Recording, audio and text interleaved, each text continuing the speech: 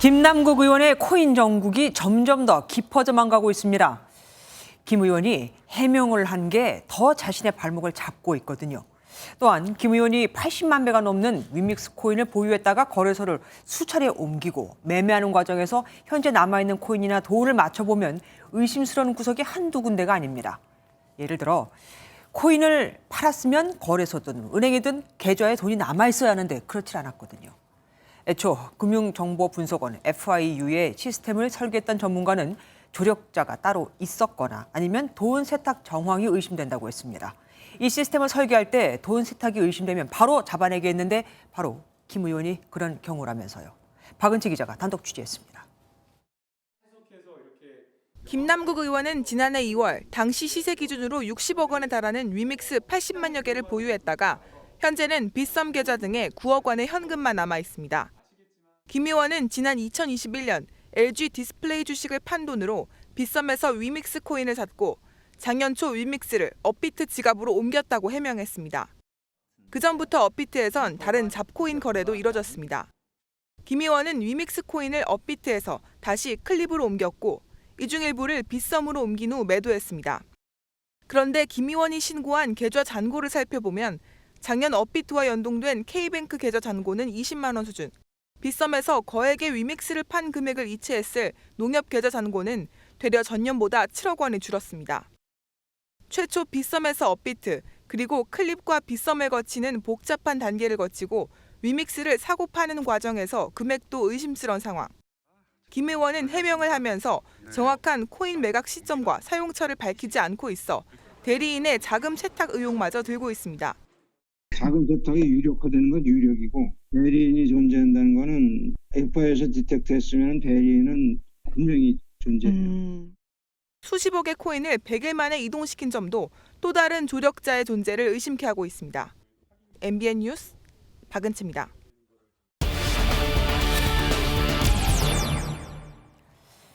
김남국 의원의 석연찮은 코인 거래 관련해 박은채 기자와 새로운 쟁점 살펴보겠습니다. 박 기자, FIU 그러니까 금융정보분석원이 왜 김 의원의 코인 거래가 이상하다고 했는지 그게 나온 거죠? 네, 금융정보분석원 FIU라는 기관이 다소 생소한 기관인데 네네. 저희가 FIU를 설계한 카이스트 문송천 교수에게 작동 원리에 관해 자세히 설명을 들었습니다. 네네. FIU는 한마디로 금융검찰이라고 합니다. 구성원들 중에서도 검찰 출신들이 있고요. 그만큼 코인 거래소보다 문제 삼는 조건이 더 무거운데 거래소는 코인 이체 금액만 수상해도 이상 거래를 통지하지만 FIU는 그렇게 움직이지는 않습니다. 그럼요. 이체를 넘어 현금으로 인출을 반복해야 이걸 들여다보자 하고 조사한 뒤 검찰로 넘기는 겁니다. 네. FIU 안팎에 따르면 현재 1,000만 원이 넘는 인출이 진행되면 자동으로 통보가 되고 이게 반복되면 이상 거래로 조사를 해본다고 합니다. 그러니까 1,000만 원이 넘으면 금융당국에 의심을 사게 된다. 그거를 김 의원도 알았을 거 아니에요. 그러면은 작은 단위로 인출할 수밖에 없었을 것 같은데 혼자 이게 가능했을까요? 네, 그렇습니다. 이 FIU는 1,000만 원 이상의 인출이 계속되면 사용자에게 통보를 하고 2주간 계좌를 정지시킵니다. 네. 실제로 김 의원의 코인 지갑을 보면 2주간 거래가 중단됐다 다시 재개된 내역이 있는데 김 의원도 FIU가 거래를 들여다본 사실을 알았을 겁니다. 그래서 이후부터는 1,000만 원 이하로 인출을 하는데 억 단위 돈을 인출하려면 4개월 동안 하루에 몇 번씩 인출을 해야 합니다. 작년 1월 31일의 거래가 가장 눈에 띄는데 12시간 동안 40억 원 상당의 위믹스 코인을 이체합니다. 말씀드린 대로 한 번에 이체하기가 어려워졌기 때문에 빗썸에서 업비트로 2번, 업비트에서 클립으로 21번, 총 23번에 걸쳐서 이체를 합니다. 이 대목에서 전문가들이 이체를 도운 대리인의 존재를 의심하는 건데 FIU 설계에 참여한 문 교수도 이 조력자의 존재를 99% 확신한다고 말했습니다. 그러니까 혼자 매도할 양이 아니다. 너무 그렇습니다. 많다. 그러니까 누군가가 대신 팔아줬을 가능성이 있다. 이거네요. 그리고 얼마 전에 코인 거래소들을 검찰이 압수수색했을 때 거기 영장에 보면은 혐의가 조세 포탈 이렇게 써 있었습니다. 이건 어떤 의미입니까? 네, 탈세까지 볼 수 있겠냐 이건 아직 확실하지는 않습니다. 네. 다만 FIU에서는 의심 거래로 판단하는 것들 중 어느 정도 혐의가 좁혀진 아주 일부 사건만을 검찰로 보냅니다. FIU에서는 이상 거래 1,000건을 감지하면 그중 30건에서 40건만 혐의 거래로 잡는다고 합니다. 네. 3%에서 4% 수준이죠. 네네. 그러니까 이체 횟수와 액수, 패턴을 토대로 검찰과 경찰 출신이 절반인 FIU에서 탈세 혐의가 있다고 본 겁니다. FIU의 구성원과 작동 원리를 살펴보면 탈세 혐의가 아주 새롭진 않아 보입니다. 그럼 검찰 수사는 앞으로 어떻게 진행이 될까요? 네. 저번 거래소 압수수색에서 검찰이 코인 거래 내역과 연동된 은행 계좌까지 확보해가면서 수사에 탄력이 붙었죠. 네. 검찰 안팎에서는 김 의원에 대한 강제 수사에 들어갈 가능성도 점쳐지고 있습니다. 네. 이르면 다음 주 초쯤 김 의원의 자택이나 사무실 등에서 자료를 확보해갈 가능성이 조심스럽게 점쳐지고 있습니다. 강제 수사가 진행되면 드러날 정황들이 더 많아지겠네요. 지금까지 박은채 기자와 함께했습니다. 그런가 하면 김남국 의원이 위믹스 코인을 빗썸에서 업비트로 옮긴 이유와 그 과정도 드러났습니다. 거래소 빗썸과 체결된 농협은행이 가상자산 거래 실명제를 앞두고 코인을 개인 지갑으로 보내지 못하게 막자 다른 거래소인 업비트로 우회해서 보낸 겁니다. 이자 수익을 노린 단순 이체인지 아니면 또 다른 의도가 있었던 건지 검찰 수사가 진행되고 있습니다. 김동환 기자입니다. 김남국 의원은 지난해 1월까지 62만 개, 약 47억 원 상당의 위믹스를 빗썸에서 보유하고 있었습니다. 그런데 가상자산 거래 실명제인 트래블룰 시행을 앞두고 빗썸에서 코인을 개인 지갑으로 보내는 것을 막았습니다. 빗썸이 지난해 1월 24일 가상자산 지갑 주소 등록 정책이 변경되었다며 개인 지갑 주소는 등록이 불가능하다고 공지한 겁니다. 당시 빗썸과 실명 확인 입출금 계좌 계약을 맺은 NH농협은행이 개인 지갑 출금 금지를 요구했기 때문입니다. 외부 지갑, 크립도 사실은 외부 탈중앙화 지갑이거든요. 그래서 그가 정확하지 않은 지갑들에 대해서는 그 확인이 되기 전까지는 전송하지 말아달라는 식으로 저희는 계약을 했죠. 코인을 예치해서 이자 수익을 얻으려면 개인 지갑으로 보내야 하는데 이게 막히자 김 의원은 업비트로 위믹스를 보낸 뒤 개인 지갑으로 다시 보내는 방법을 택했습니다. 하지만 거액의 코인이 바로 개인 지갑으로 옮겨지는 걸 이상하게 여긴 업비트가 김 의원에게 소명을 요구했고 마땅한 해명이 이루어지지 않자 업비트가 FIU에 이상거래로 신고하면서 덜미를 잡힌 겁니다. 구체적인 경위는 검찰이 압수수색 등을 통해 수사하고 있는 가운데 빗썸과 업비트 측은 개인 거래 정보를 밝힐 수 없다는 입장입니다. MBN 뉴스 김동환입니다. 김남국 의원의 코인 투자 의혹으로 코인 업계는 그야말로 날벼락을 맞았습니다. 특히 위믹스 등 김남국 의원이 보유했던 것으로 알려지며 언론에 연일 대서특필되는 코인들은 김남국 리스크의 가격이 급락하고 있는데요. 일반 투자자들은 소송까지 준비하고 있습니다. 최은미 기자가 보도합니다. 위믹스 코인 시세입니다. 김남국 의원 보유 논란이 처음 제기된 4일 1,508원에서 12일 800원까지 떨어졌다. 여전히 1,100원대에 머물고 있습니다. 마블엑스와 메콘 코인도 마찬가지. 김 의원 보유 사실이 알려지고 연일 언론에 오르내리며 20% 가까이 하락했습니다. 해당 코인 보유자들은 하루아침에 시세가 폭락해 망연자실입니다. 코인을 상대하고 뭐 한 3,400원까지 올라갔다가 이제 또 여러 가지 이유로 또 지금 계속 또 하락세를 뭐 동네 북이죠 뭐 지금.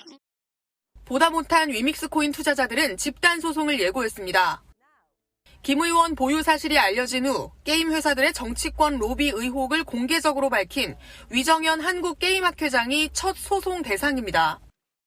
위믹스 코인 발행사인 위메이드 주가 역시 53,000원에서 한때 42,000원까지 떨어지는 등 하락세를 보이자 위메이드 주식 투자자들도 소송에 동참하기로 했습니다. 위메이드 그룹주가 코스닥에 세 개가 상장되어 있잖아요. 그 주주분들이랑 위믹스 투자자분들이 모여서 위정현 학회장이랑 게임 학회에 민사 소송을 진행할 계획 중에 있습니다. 1,000명 정도는 모일 수 있지 않을까 최소. 검찰 수사 결과 김 의원이 코인 시장의 큰 손으로서 시세 조종에 관여했거나 미공개 정보를 활용하는 등 불법이 있는 것으로 드러나면 김 의원을 상대로도 소송이 빗발칠 것으로 보입니다. MBN 뉴스 최은미입니다.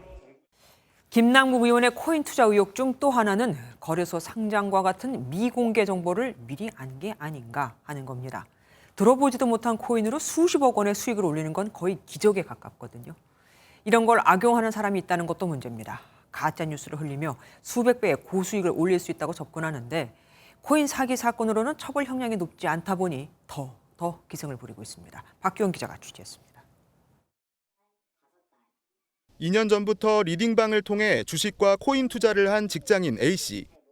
주식에서 큰 손실이 나자 리딩방에 있는 유사 투자 자문 업체가 코인으로 큰 수익을 내주겠다며 연락해왔습니다. 단톡방에다가 무작위로 사람들 다 모집을 한 다음에 단기간에 고수익을 볼 수 있게 해주겠다. 비상장 코인 이런 걸 많이 추천해주고. 업체들은 그럴듯한 코인 백서와 함께 해당 코인이 곧 거래소에 상장해 가격이 급등할 것이라고 현혹했습니다. 한 번에서 두 번 정도는 약수익을 보고 다시 빠졌을 때 저점에서 잡고 재료공시 발표되면은 상한가를 보고 나오는 종목이에요. 이 코인은 해외 거래소에 상장되긴 했지만 거래량이 없어 가격이 90% 넘게 급락한 뒤 상폐됐습니다.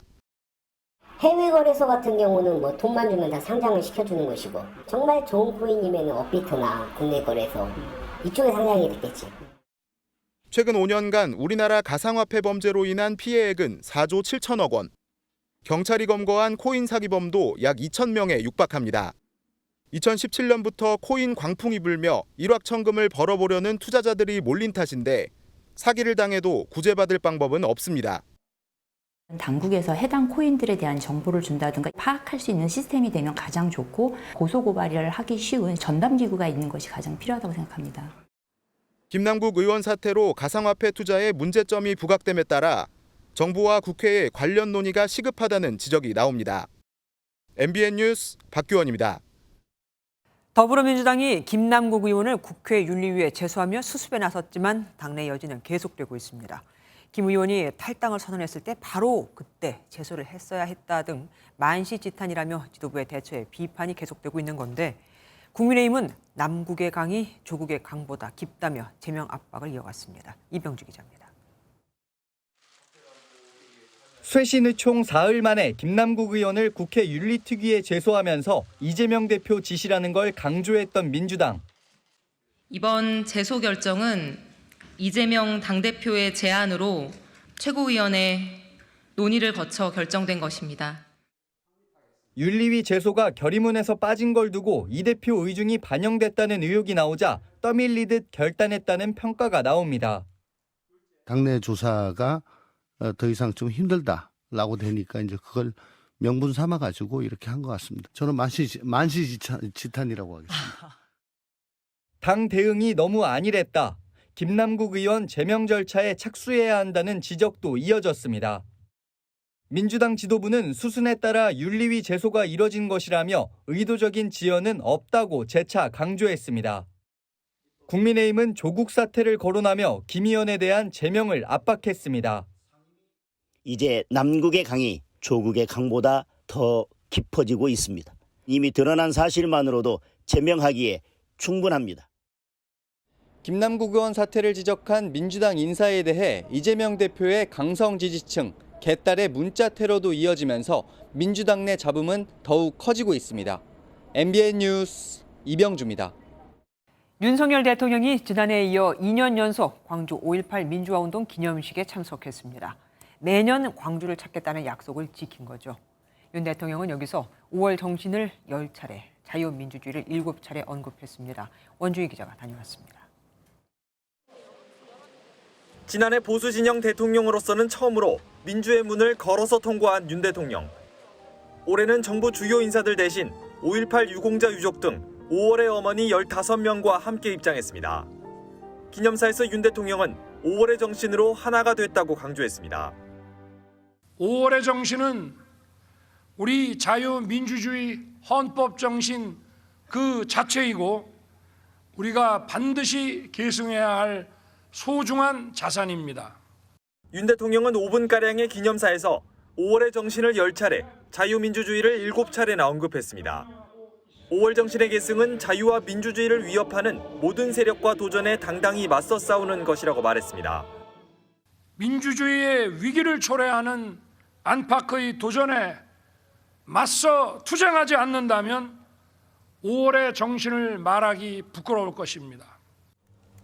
기념식을 마치고 직접 열사들의 묘역을 둘러본 윤 대통령은 묘역 입구에 민주관 쉼터를 확장해 유가족들이 편히 쉴 수 있는 공간을 확보하라고 지시하기도 했습니다. MBN 뉴스 원중입니다. 광주엔 여야 의원들도 집결했습니다. 국민의힘은 2년 연속 의원 대부분이 광주에 모였고 민주당도 집토끼 잡기에 나섰죠.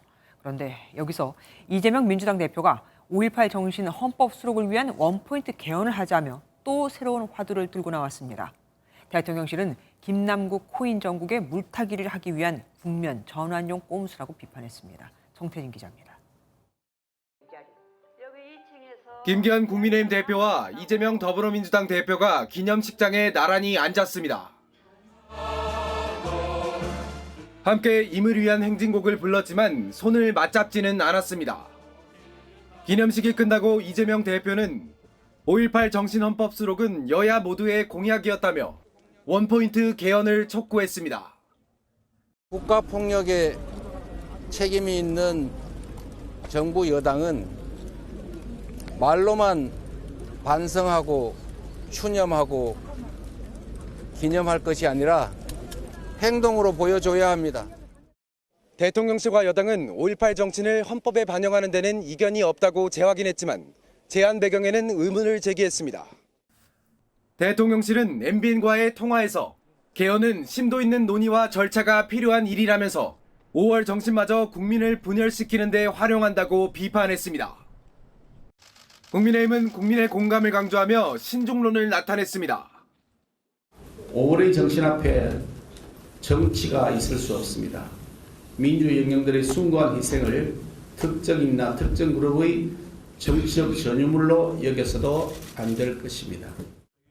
여당이 실천적 방안을 찾겠다고 밝힌 가운데 헌법 수록 방법론을 두고 여야의 셈법이 복잡해질 전망입니다.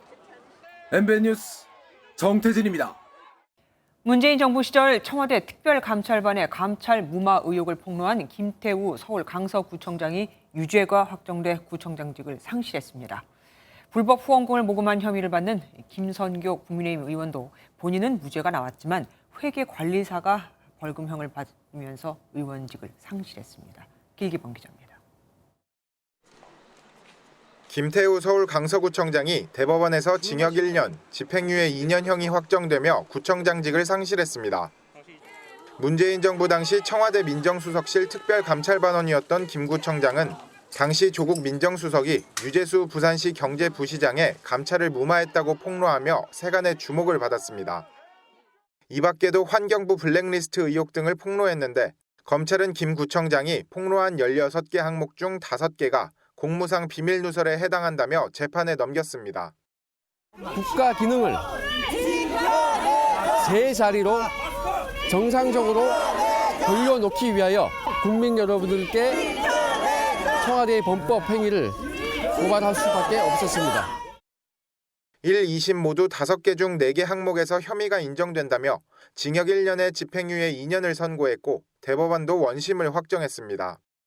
결국 구청장직을 잃게 된 김 구청장은 조국이 유죄면 자신은 무죄여야 한다며 대체 공익신고자를 처벌하는 나라가 어딨느냐고 반발했습니다. 상식에 반하는 판결이라고 생각합니다. 강서 구민께 어떻게 제가 약속했던 것을 다 마무리할지 그것만 고민하고 있겠습니다.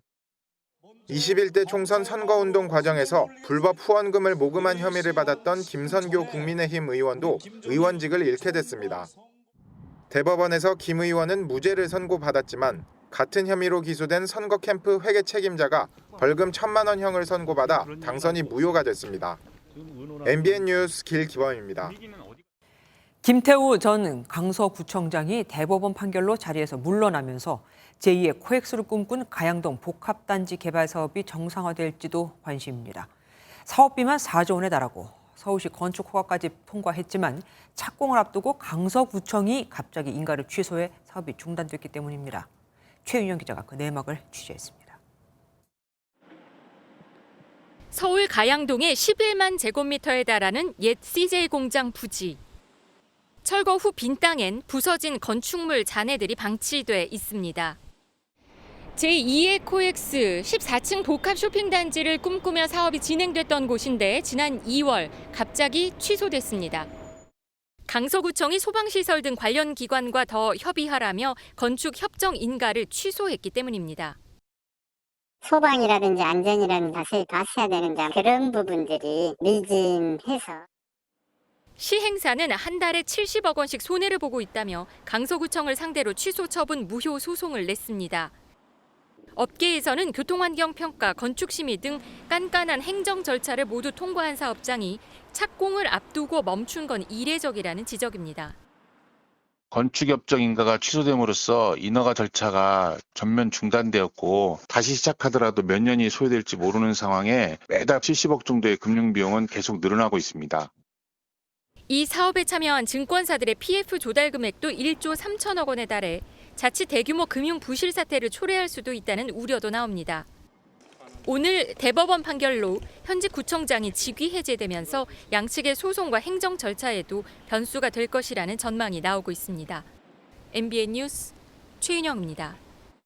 뚜렷한 범죄 혐의도 모른 채 일주일째 구금되어 있는 우리 축구 국가대표 손준호 선수를 향해 중국 매체들이 연일 비난을 쏟아내고 있습니다. 확인되지도 않은 인신 공격성 보도에 최대 10년의 형량이 예상된다는 기사까지 쏟아져 나오고 있습니다. 베이징에서 윤석정 특파원입니다. 지난 12일 한국행 비행기를 기다리다 갑자기 연행된 손준호 선수가 받는 혐의는 여전히 명확하지 않습니다. 하지만 중국 현지 매체들은 손 선수의 잘못으로 단정짓는 보도들을 쏟아내고 있습니다. 한 매체는 손 선수가 감독에게 돈을 준 혐의가 입증되면 최소 3년에서 최대 10년의 형량이 가능하다는 충격적인 제목을 뽑았습니다.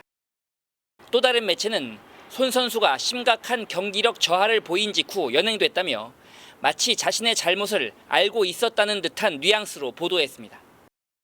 다른 한국 선수들과 마찬가지로 손준호 선수도 술 마시는 걸 좋아한다는 인신 공격성 보도도 보입니다. 중국 누리꾼들도 중국에선 중국법에 따라 처리해야 한다거나 승부 조작으로 산둥팬의 마음을 상하게 했으니 엄벌에 처하라는 식의 악감정을 드러냈습니다.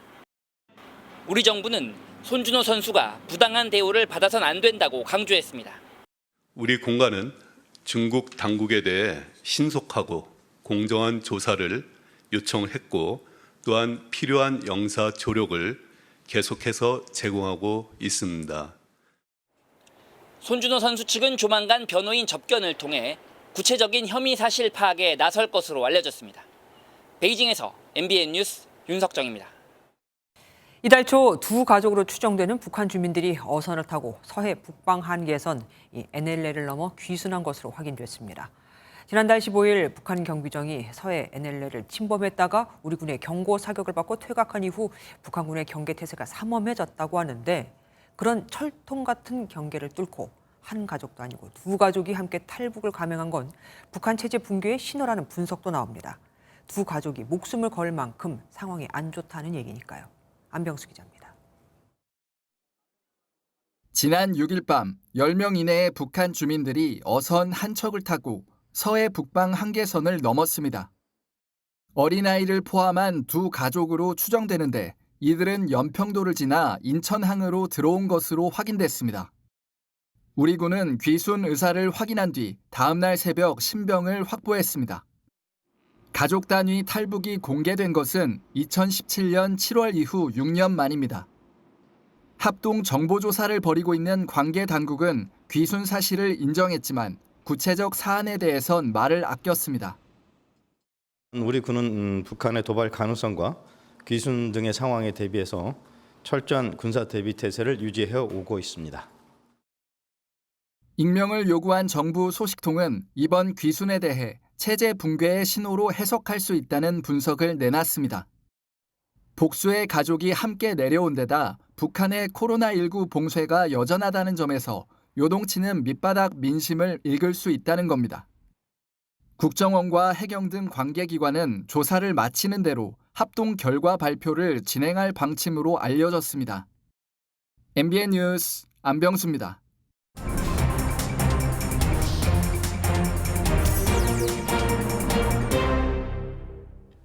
정치 톡톡 시간입니다. 이혁근 기자와 함께합니다. 어서 오십시오. 첫 번째 주제 보겠습니다. 주먹 쥐고 재창. 사진을 보니까 윤석열 대통령 얘기네요. 네, 맞습니다. 5.18 민주화 운동 기념식의 대미는 임을 위한 행진곡 재창인데요. 네. 오늘 윤 대통령은 주먹을 쥐고 담담한 표정으로 이 노래를 불렀습니다.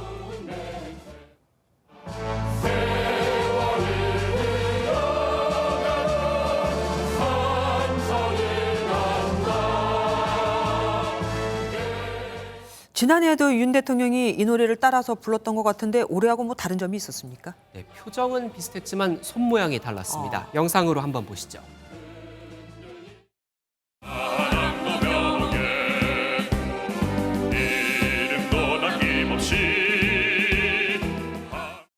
보신 것처럼 지난해엔 양옆에 있던 참석자들과 손을 맞잡고 불렀는데 오늘은 주먹을 쥐고 제창했는데요. 손 모양은 바뀌었지만 윤 대통령은 2년 연속 임을 위한 행진곡을 제창한 보수 정권 대통령으로 기록되게 됐습니다. 예, 다음 주제 보겠습니다. 광주 불참 3인방, 그러니까 5.18 광주 기념식에 안 갔다는 건데 이 세 명이 누굽니까? 네, 정치인 3명인데요. 네. 김남국, 태영호, 김재원 이렇게 3명입니다. 코인 사태의 중심에 있는 김남국 의원이 오늘 광주가 아닌 가평휴게소에서 목격됐다는 글이 인터넷에서 화제였는데요. 네. 홍준표 시장이 국회의원이던 시절 보좌진이었던 배승희 변호사는 오늘 아침 제보를 받았다며 김 의원으로 추정되는 인물의 사진을 올렸습니다. 김 의원의 입장을 듣기 위해 연락을 취했지만 닿지는 않았습니다. 태영호, 김재원 이 두 분은 국민의힘에서 당원권 징계를 받은 정지 징계를 받은 상황이죠. 네, 맞습니다. 태영호 의원은 오늘 개인 일정을 소화했다고 하는데요. 태영호 의원실 관계자는 당원권 정지 상태에 광주에 가면 정부와 여당에 부담이 된다고 판단했다고 전했습니다. 김재원 최고위원도 광주에서 모습이 보이진 않았는데요. 불참 이유를 묻기 위해 연락을 했는데 역시 응답이 없었습니다. 예, 다음 주제 보겠습니다. 호남 청년 간담회. 누가 호남 청년들을 만났나 했더니 김기현 대표인가 봅니다. 네, 맞습니다. 국민의힘 김기현 대표가 오늘 호남에서 청년들을 만났는데요. 호남하면 민주당 텃밭으로 꼽히지 않습니까? 그렇죠. 그래서일까요? 오늘 여당 간담회인데 의외의 청년이 나왔습니다. 저는 이 자리와 뭔가 안 어울리게 민주당원입니다. 민주당원인데 이 자리에 오게 된 이유는 조금 이따 이제 시간이 있으면 한번 제가 말씀드리도록 하겠습니다. 이 청년은 지난 대선 때 이재명 후보의 광주 전남 청년 특보였습니다. 재밌는 상황이 연출이 됐습니다. 저 청년 뭐라고 얘기를 했을까요? 취재됐나요? 네, 궁금해하실 것 같아서 취재를 해봤는데요. 네. 간담회 참석자에 따르면 광주에서 국민의힘 지지율이 올라갈수록 민주당이 일을 하기 시작한다는 말을 했다고 합니다. 또 김남국 의원의 코인 사태에도 민주당이 반성하지 못하는 건 심각한 문제라고 지적한 것으로 확인이 됐습니다.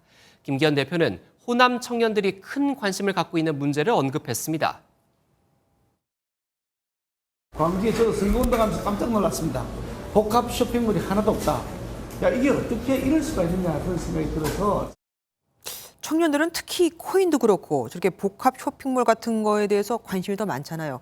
이런 것들이 지지율 판세도 영향을 줄까 한번 봐야겠습니다. 지금까지 이혁근 기자와 함께했습니다. 고된 직장 생활의 단비 같은 게 다름 아닌 상여금, 보너스죠. 그런데 이 상여금도 해를 거듭할수록 임금처럼 양극화하고 있습니다. 상여금 상위 0.1%의 근로자가 연평균 6억 6천여만 원을 받았고 상위 10%의 근로자가 전체 상여금의 절반 이상을 가져간 것으로 확인됐습니다. 장명훈 기자입니다. 지난해 보험업계 실적 훈풍에 보험사들은 이른바 상여금 잔치를 벌였습니다.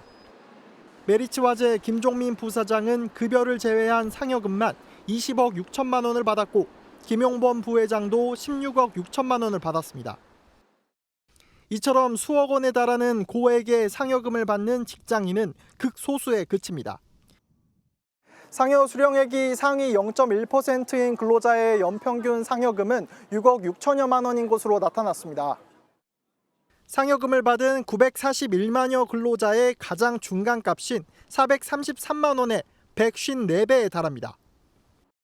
특히 상위 10%의 근로자가 전체 상여금의 절반을 넘게 차지하면서 상여금의 쏠림 현상도 해를 거듭할수록 심화되고 있습니다. 고소득 노동자들의 상여금이나 이 적용 비율이 높고 저소득 노동자들은 사실은 상여금이 없거나 그 비중도 적다는 거죠. 그래서 내부 간의 격차 요인도 사실은 상여금이 지금 현재 구조상 문제도 있습니다. 전문가들은 상여금의 쏠림 현상이 심화될 경우 근로 의욕 저하 등 악영향을 미치는 만큼 상여금 비중을 과도하게 높게 책정하는 건 지양해야 한다고 진단합니다. MBN 뉴스 장명훈입니다. 총탄에 뚫리는 방탄복.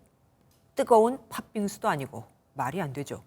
군납업체가 시험 때 총알을 어디에 썼는지 알고 그 부위만 방탄이 되도록 제작한 방탄복 5만 벌을 군에 납품했습니다. 군은 업체가 이런 꼼수를 쓴다는 걸 알면서도 납품을 승인해줬죠. 이런 방탄복을 사는데 방위사업청은 100억 원 넘는 돈을 썼습니다. 조경진 기자입니다. 소위 뚫리는 방탄복이 장병들에게 보급된 것으로 감사원 감사 결과 드러났습니다.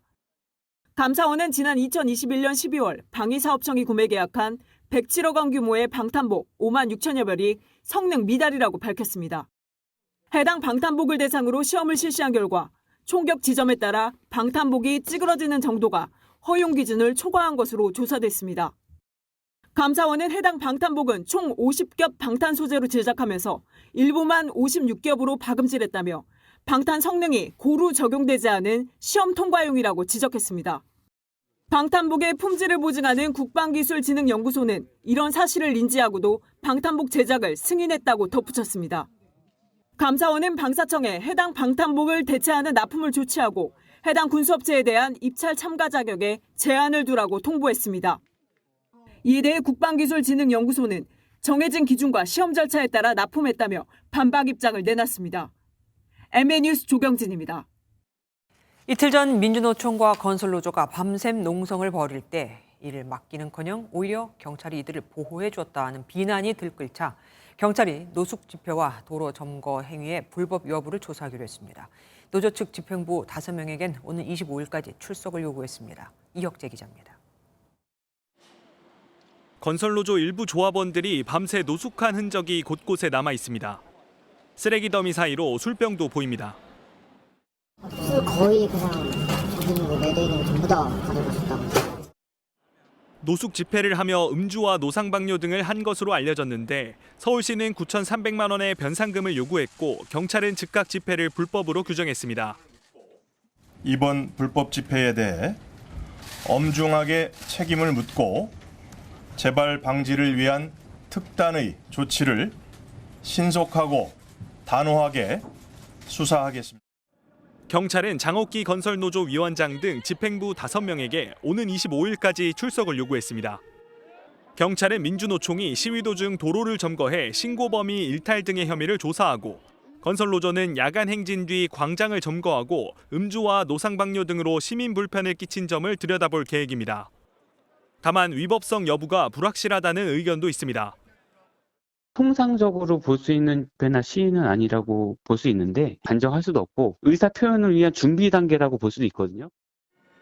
민주노총과 건설노조는 숨진 고 양회동 씨에 대한 경찰 사과가 우선이며 지나치게 집회 자유를 침해하는 방침이라고 입장을 밝혔습니다. MBN 뉴스 이혁재입니다. 총 23만 구독자가 있는 유튜브 채널로 도박을 24시간 생중계하고 조직적으로 회원을 모은 일당이 붙잡혔습니다. 남이 도박하는 걸 보면서 누가 이길까에 또 내 돈을 거는 방식인데 베팅 금액만 450억에 달합니다. 경찰은 윗선인 도박 사이트 운영자를 쫓고 있습니다. 김태형 기자입니다. 경찰관 여러 명이 방 안으로 들어가자 컴퓨터 화면에 유튜브로 도박이 생중계되는 모습과 SNS 채팅방이 떠 있습니다. 사무실을 차려놓고 조직적으로 도박 회원을 모집한 일당을 검거하는 장면입니다.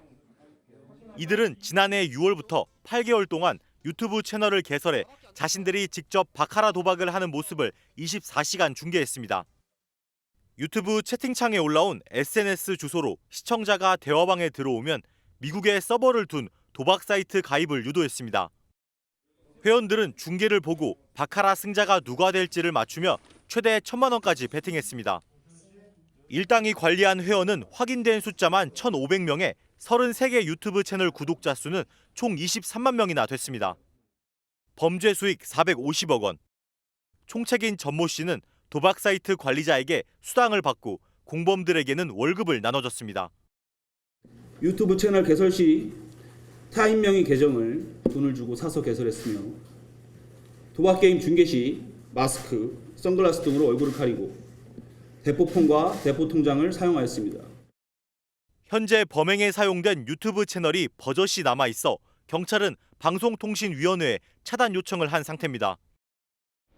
경찰은 검거한 일당 9명 중 4명을 구속한 데 이어 도박 사이트 관리책 등 윗선에 대한 수사도 이어가고 있습니다. MBN 뉴스 김태형입니다.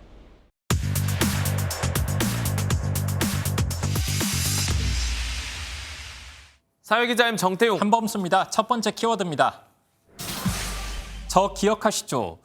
이건 정말로 나 기억하냐고 물어보는 말 같기도 하고 아니면 나 기억해라, 복수할 거다 이런 말투 같기도 하고요. 이거 보면 확실히 나옵니다. 네. 편지네요, 그냥. 그냥 편지가 아니고 옥중에서 쓴 편지거든요. 옥중이요? 네, 내용 한번 볼까요? 저 기억하시죠? 지금 심정 꼭 당신도 느끼게 해주겠다. 부디 잘 지내고 계세요. 이런 살벌한 말도 있죠. 협박을 했네요. 그렇죠. 자, 수감자가 보낸 것 같은데 이 수감자 어쩌다 감옥에 가게 됐을까요? 편지를 쓴 사람은 20여 명에게 2천만 원대 피해를 안긴 중고거래 사기꾼이고요. 전과도 많아서 결국 징역 2년 받았습니다. 할만했네요. 네, 취지는 이 배상 명령까지는 좋은데 압류까지 걸어서 당장 병원비에 쓰려던 돈 못 쓰게 해야겠냐. 이래서 편지를 썼다고 하는데 결국 피해자 A씨는 수감자에게 협박까지 당했다며 경찰에 추가 고소했습니다. 고소할 수밖에 없었을 것 같습니다. 다만 편지 보낸 거 보면 피해자 주소를 알았던 것 같아요. 네. 원래 피해자 주소가 노출이 되나요? 저렇게? 저도 이번 경우를 보니까 그게 궁금해지더라고요. 네. 일선 판사들에게 한번 물어봤습니다.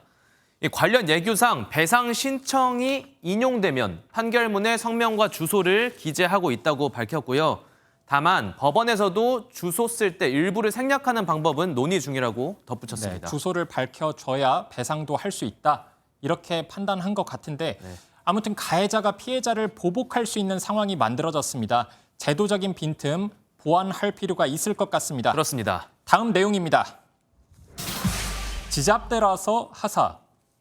지잡대가 지방대를 비하하는 그런 단어 같고요. 그렇죠. 하사는 군대에서 병장 다음 하사, 계급 말하는 거 맞죠? 맞습니다. 한마디로 이제 군대에서 부하가 상관한테 지방대 출신이라고 비하하다가 결국 계급 깎인 건데요.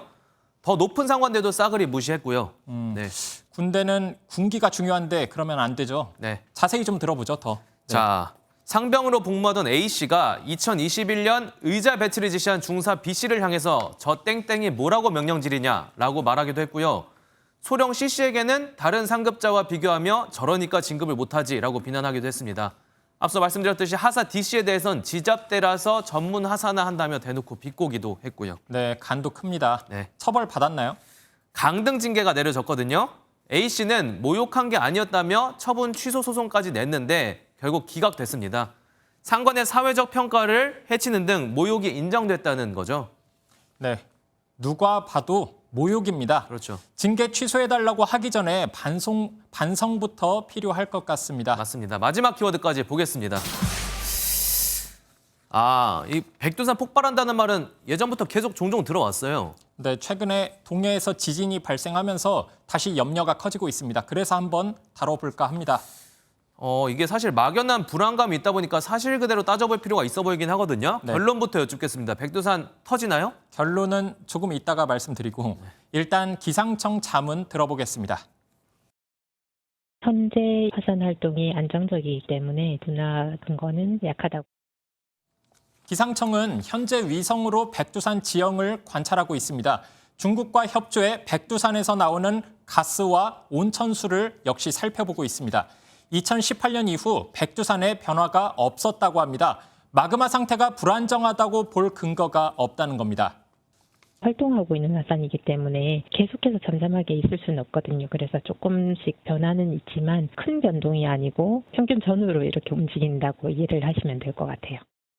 앞선 말들을 종합해 봤을 때 결국 한마디로 백두산 안 터진다는 말이죠? 네, 결론은 안 터진다는 겁니다. 그런데 기상청이 잘못 봤을 가능성도 있잖아요.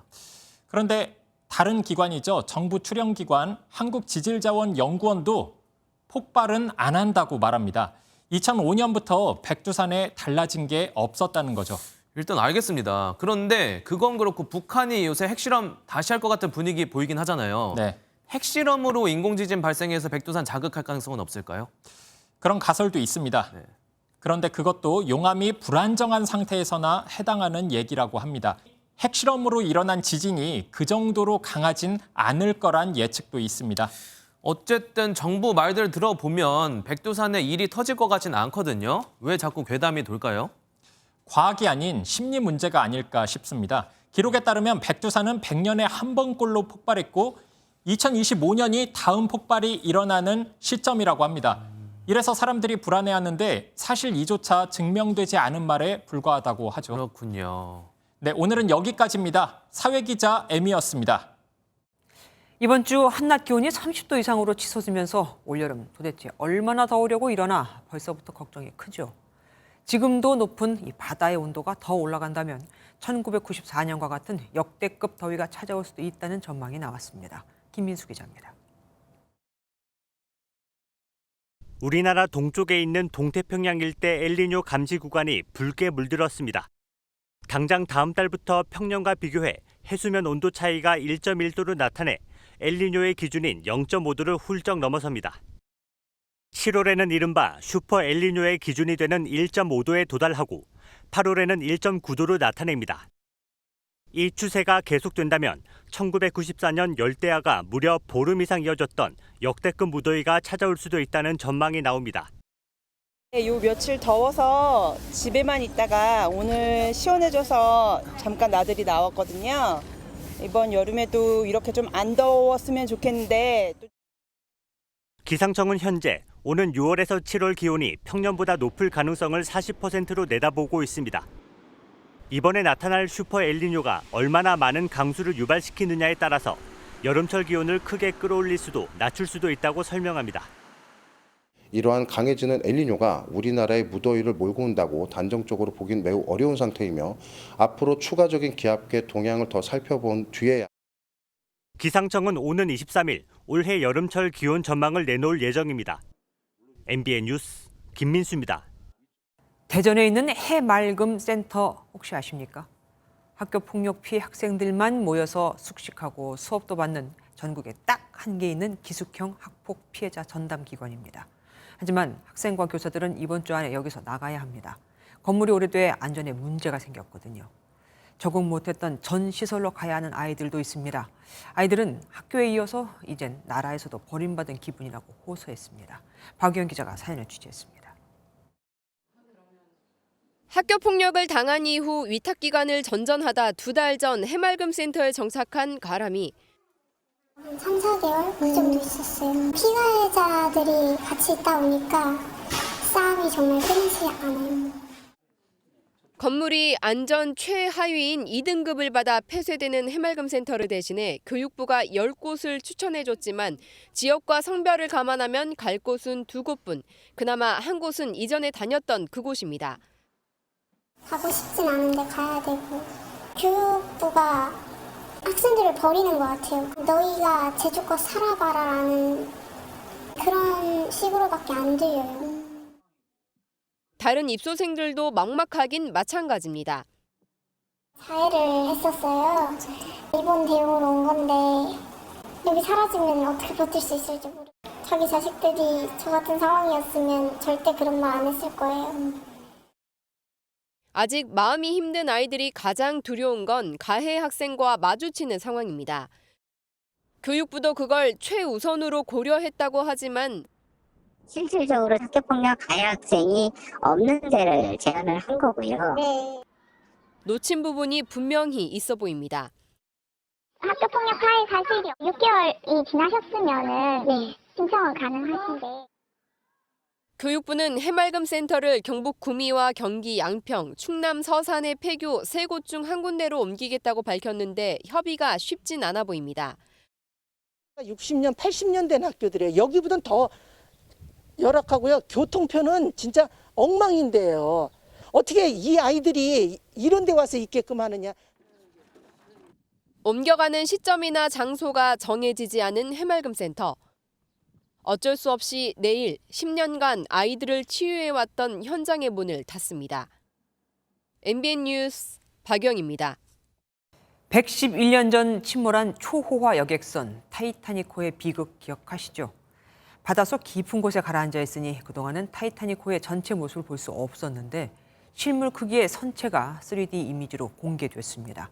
잠수정이 심해 모든 각도에서 그러니까 70만 개 이상의 이미지를 촬영한 결과입니다. 정수정 기자입니다. 1912년 2,200여 명이 넘는 승객을 태우고 첫 항해에 나선 타이타닉호입니다. 당시 4만 6천 톤이 넘는 초호화 여객선은 영국 사우샘프턴에서 출발해 미국 뉴욕을 향하던 중 출항 5일째 빙산에 부딪혀 침몰합니다. 4,500여 명이 목숨을 잃은 최악의 침몰 참사로 기록된 타이타닉호. 두동강이나 바닷속에 가라앉은 타이타닉호의 선체가 실물 크기 3D 이미지로 공개됐습니다. 어두운 바닷속 오랜 시간의 흔적을 보여주듯 표면은 녹슬고 부식됐습니다. 지난 여름 심해지도 제작업체가 6주에 걸쳐 현장을 탐사하며 3D 스캔 기술로 200시간 이상 선체를 스캔했습니다. 원격 제어 잠수정이 다양한 각도에서 70만 개 이상의 이미지를 촬영해 실물 크기를 구현해낸 겁니다. 지난 2월에는 37년 전 수중 탐사로 촬영했던 내부 샹들리에 등 일부 모습이 공개되기도 했지만 전체 실물을 한눈에 볼 수 있게 된 건 이번이 처음입니다. 타이타닉호는 지난 2012년 유네스코 수중 문화재산으로 등재되기도 했습니다. MBN 뉴스 정수정입니다. 영국 해리 왕자 부부가 미국 뉴욕에서 파파라치로부터 2시간 넘게 위험한 자동차 추격을 당했습니다. 갑자기 가슴이 철렁하시죠? 지난 1997년 파파라치를 피하다 교통사고로 세상을 떠난 해리 왕자의 어머니 다이애나 비의 비극이 반복될 뻔했습니다. 서영수 기자입니다. 뉴욕에서 열린 시상식에 참석한 영국 해리 왕자와 부인 메건 마클이 행사장을 빠져나옵니다. 동시에 파파라치가 부부를 둘러싸고 플래시를 터뜨립니다. 해리 왕자 부부가 차량에 오르자마자 추격전이 시작됐고 부부는 결국 경찰이 마련해준 택시로 갈아탔습니다. Well, they look nervous. I mean, I think they were being chased the whole day or something, so they were pretty nervous. 하지만 파파라치는 멈추지 않았고 아찔한 심야 추격전은 2시간 넘게 이어졌습니다. 해리 왕자 측은 파파라치가 신호 위반과 인도 침범, 역주행을 일삼으며 재앙 같은 추격전을 벌였다고 주장했습니다. I think all of us, I don't think there's many of us who don't recall how his mom died, reckless and irresponsible. 지난 1997년 파파라치를 피하다 사고를 당해 숨진 해리 왕자의 어머니 고 다이애나비 사건을 떠올리게 하는 일이 또 발생하면서 파파라치의 과도한 사생활 침범에 대한 비판이 커지고 있습니다. MBN 뉴스 서영수입니다. 아마존 열대우림에서 기적의 생還소식이 전해졌습니다. 2주 전 경비행기 추락돼 실종된 원주민 아동 4명의 얘기인데요. 어른 3명은 모두 숨졌지만 아이들 4명, 심지어 11개월 된 아기까지 무사히 구출이 된 겁니다. 구조 작업엔 할머니 음성까지 동원이 됐죠. 송정 기자가 보도합니다. 울창한 숲속에 참혹하게 부서진 경비행기. 지난 1일 아마조나주에서 과비아레주로 가던 중 추락했습니다. 사고 지점은 콜롬비아 남부 아마존 정글인 카케타주 솔라노 마을. 구조대가 도착했을 때엔 탑승자 7명 가운데 조종사를 포함해 성인 3명이 숨진 상태였습니다. 함께 탔던 생후 11개월 된 아기와 4살, 9살, 13살 어린이는 실종돼 생사를 알 수 없었습니다. 발칵 뒤집힌 콜롬비아 군대는 즉각 헬리콥터 3대와 100여 명의 병력, 탐지견 등을 투입해 추락 지점 주변을 샅샅이 뒤졌습니다. 험준한 지형과 악천후 속에서 발견된 건 유아용 젖병과 먹다 남은 과일 조각 정도였지만 포기는 없었습니다. También tenemos un apoyo de la comunidad indígena, familiares y personal que se ha desplazado desde Araraquara, ingresaron por el río desde Cachiporro hasta el área de interés y desde allí se han unido o se han integrado. 숲속에서 더는 움직이지 말라는 아이들 할머니 목소리까지 녹음해 확성기로 틀며 구조 작업이 이어졌습니다. 2주가 흐른 지난 17일 구스타보 페트로 콜롬비아 대통령은 트위터를 통해 실종됐던 4명의 구조 소식을 전했습니다. 추락 직전 엔진에 문제가 있다는 교신이 있었던 것으로 알려진 가운데 당국은 정확한 사고 원인을 조사하고 있습니다. MBN 뉴스 송주영입니다. 해군이 부산 인근 해상에서 북한의 미사일과 잠수함에 대응하기 위한 훈련을 실시했습니다. 북한 SLBM 탑재 잠수함이 활동한다는 가정을 전제로 이지스 구축함과 해상 초계기, 해상작전 헬기까지 총출동했죠. 김태희 기자가 훈련 현장에 다녀왔습니다. 심포 일대 SLBM 발사 징후 포착. 이지스 구축함인 세종대왕함이 북한의 미사일 발사를 탐지하자 즉각 경계태세가 발령됩니다. 세종대왕함은 1000km 이상 떨어진 곳에서 1000여 개의 표적을 탐지할 수 있습니다. 제 뒤로 보이는 게 팔각형의 레이더입니다. 이 세종대왕함의 레이더는 360도 전 방향의 수천 개의 목표물을 탐지, 추적할 수 있습니다. 북한 잠수함의 어뢰 공격을 가장한 대잠수함 훈련. P3 해상 초계기가 적 잠수함 위치를 찾아내기 위한 수중 음파 탐지기를 바다에 투하합니다. 이어 해상작전헬기 링스가 출격해 정확한 적 잠수함 위치를 알아내고 경어레인 청상어로 공격합니다. 세종대왕함에 탑재된 장거리 대잠수함월에 홍상어를 발사하자 가상의 적 잠수함이 가라앉았습니다. 적의 다양한 위협에 대비해 실전과 같은 강도 높은 교육훈련으로 최상의 전투준비태세를 유지하고 요격 기능까지 탑재한 신형 이지스함 정조대왕함이 시험평가를 거쳐 실전에 배치되면 북한 탄도미사일에 대한 방어는 한층 강화될 전망입니다. MBN 뉴스 김태희입니다. 주인과 반려견이 밤길 산책을 하며 동네를 지키는 반려견 순찰대가 큰 호응을 얻고 있습니다. 실종된 노인을 찾아주고 만취 운전자도 적발하고 활약이 대단하다고 하네요. 이시열 기자가 만나봤습니다. 지난해 5월부터 반려견 순찰대로 활동하고 있는 반려견 쿠로. 실종 신고된 지적장애인 A씨를 발견해 무사히 가족의 품으로 돌려준 공을 세워 표창을 받았습니다. 지난 7일 반려인과 야간 순찰 활동을 하다 길을 잃은 A씨를 발견한 겁니다. 순찰 중이던 쿠로팀은 이곳에 앉아있던 남성이 단순 주치자가 아니라고 생각해 경찰에 신속히 신고했습니다. 출동한 경찰이 확인해보니 실종자는 거리를 배회하다 다리에 부상을 입은 상태였는데 쿠로팀의 활약으로 무사히 가족에 넘겨졌습니다. 의사소통이 좀 원활하지 않으셨던 분이신데 이제 조회해보니까 실종 신고까지 들어오셨던 분이고 119 인계해가지고 치료 먼저 하고 가족들 품으로 돌려보내겠다라고 이제 설명을 해주셨습니다. 지난 1월 서울 성동구의 한 스쿨존에서는 면허 취소 수준의 50대 여성 운전자가 경찰에 붙잡혔는데 이를 적발한 것도 반려견 순찰대 초이 제니팀이었습니다. 지난해 5월 시범 운영을 시작한 반려견 순찰대는 현재 모두 719팀. 반려견 순찰대가 밤길 동네를 든든하게 지켜주는 안전지킴이가 되고 있습니다. MBN 뉴스 이시열입니다.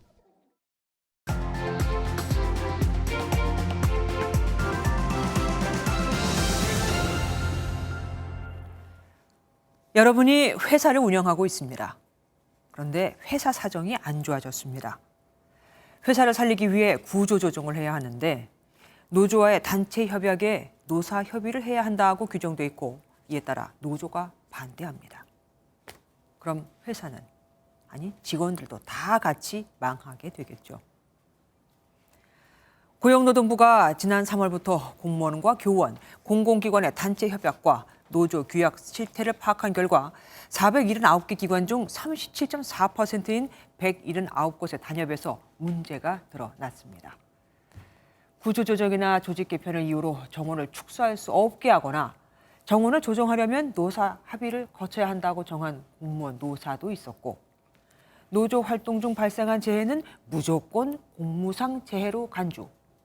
또 인사위원회에 노조가 추천한 외부 인사를 포함시키고 성과 상여금 집행은 노조와 협의를 하도록.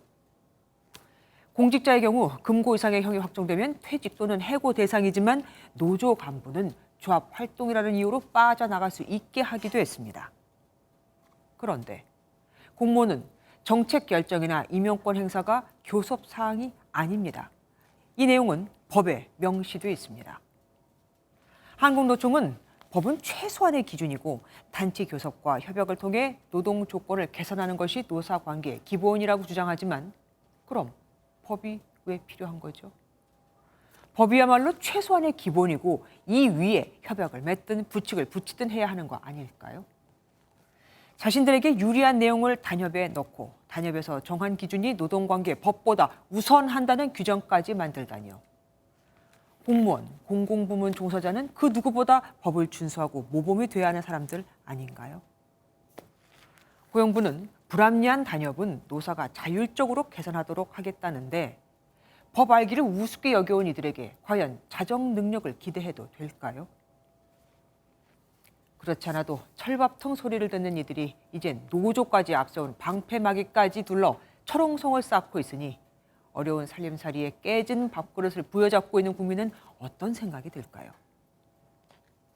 여러분이 부여잡고 있는 그 철밥통을 아예 다이아몬드 밥통으로 만들고 싶다고요? 그 밥통을 채워주는 게 바로 국민입니다. 빈 다이아몬드 밥통이 과연 배를 부르게 할 수 있을까요? 김주아의 그런데 오늘은 도대체 법 알기를 이었습니다.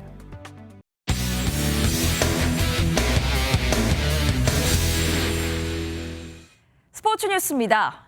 혹시 건세근이란 말 아시나요? 부상 없이 건강한 컨디션의 오세근 선수를 일컫는 말인데요. 이른바 건세근 모드를 발동하며 프로농구 안양 KGC의 4번째 우승을 이끌었던 오세근이 자신의 등번호처럼 41살까지 뛰고 싶다는 포부를 밝혔습니다. 오늘 전격 이적한 서울 SK에서 5번째 우승 반지를 노리겠다는 각오도 전했습니다. 최영규 기자입니다. 마지막 7차전 결정적인 공격 리바운드에 승부를 마무리 짓는 득점까지 직접 우승을 따낸 오세근은 챔피언 결정전 MVP로 손색 없었습니다. 챔프전 동안 팀에서 가장 많은 시간을 뛰고 시즌 후에도 바쁜 나날을 보내고 있지만 4번째 반지를 낄 손가락을 보면 행복하기만 합니다. 일단 여기 껴야지 좀 느낌이 나지 않을까요? 이거 보면 저도 모르게 힘이 나는 것 같습니다. 그러면서도 남은 한 손가락에 마지막 반지를 끼고 싶다는 욕심을 숨기지 않았습니다.